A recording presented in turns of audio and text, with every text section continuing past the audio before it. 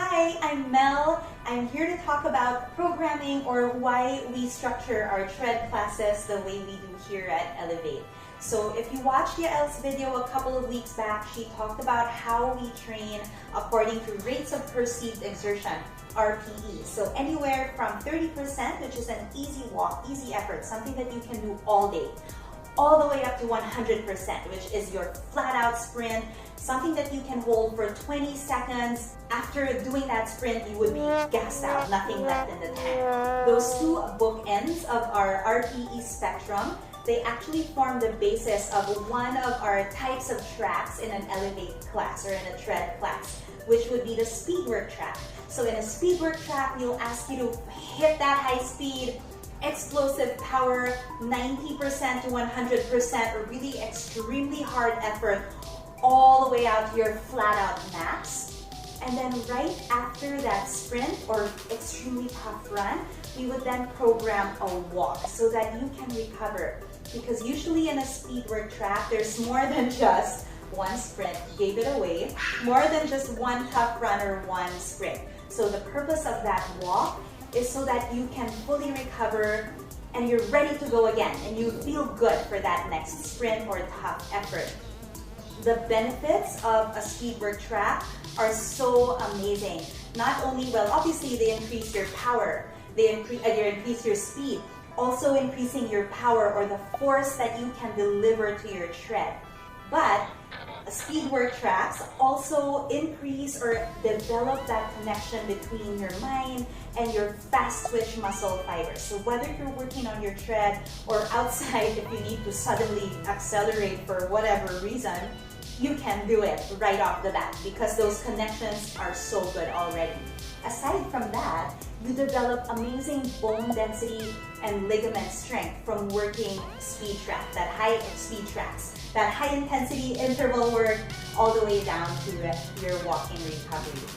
So aside from a speed work track, you will expect aerobic power work and muscular endurance work in one tread class. So these two types of class tracks will ask you to hold the effort longer than a sprint, much longer, but it will be also much less intense than a sprint.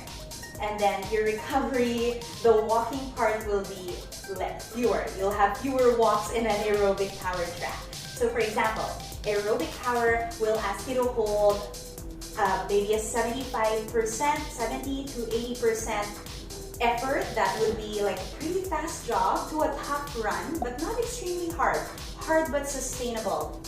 And when you are able to hold those efforts for a significant amount of time without recovering at a walk, so we would ask you to recover at maybe 50% a light jog. When you can hold these efforts, when you train your body to hold these efforts, you increase your capability to metabolize oxygen and turn it into energy for your muscles.